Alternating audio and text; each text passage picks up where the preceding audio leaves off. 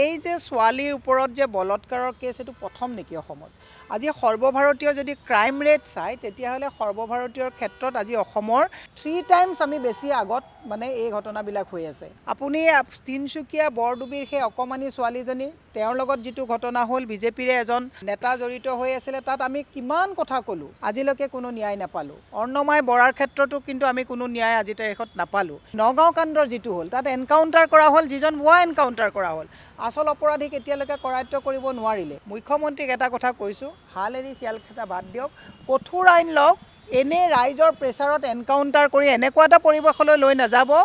যে এনকাউন্টাৰ আপোনালোকে কৰিব লাগে কাৰণে ৰাইজে যেতিয়া প্ৰেছাৰ দিয়ে এনে নিৰ্দোষী মানুহক এনকাউন্টাৰ নকৰিব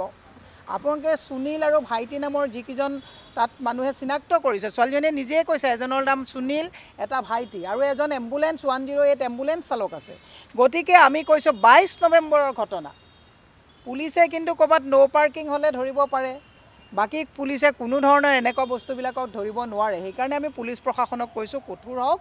দুখিয়ে কঠোৰৰ পৰা কঠোৰ শাস্তি পাব লাগে তাকে আমি অসম প্ৰদেশ মহিলা কংগ্ৰেছৰ তৰফৰ পৰা আমি দাবী জনাইছো আপোনালোকে চমক দিয়া বাদ দিয়ক ইমান ক্ৰাইম অসমত বাঢ়ি গৈছে মানে চেইন পিনি ওলাই যাব নোৱাৰে আজি তাৰিখত এনেকুৱা এটা অৱস্থালৈ গুচি গৈছে গতিকে মুখ্যমন্ত্ৰীয়ে এই কথাবিলাকৰ যাতে মানে এটা হেৰি লয় মুখ্যমন্ত্ৰীয়ে নিজে অৰ্ণময় বৰা মা বুলি কৈ পেলে ইলেকশ্যনৰ বৈতৰণি পাৰ হৈছিলে বিজেপি বা তেওঁলোকৰ যদি কোনবা লিপ্ত থাকে তেতিয়ালৈকে তেওঁলোকে কোনো ধৰণৰ একচন নলয় কিন্তু আলী বা কোনোবা আহমেদ যদি হয় তেতিয়াহলে কৰে আমি কৈছো আলী আহমেদ হলেও ধৰিব লাগিব শইকীয়া হাজৰিকা শৰ্মা হলেও ধৰিব লাগিব ৰেপিষ্ট তাক কঠোৰ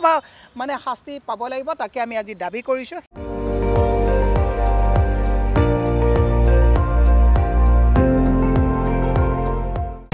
আপুনি চাই আছে ND24 সৰ্বশ্ৰেষ্ঠ নহয় সৰ্বোত্তমৰ দৌৰ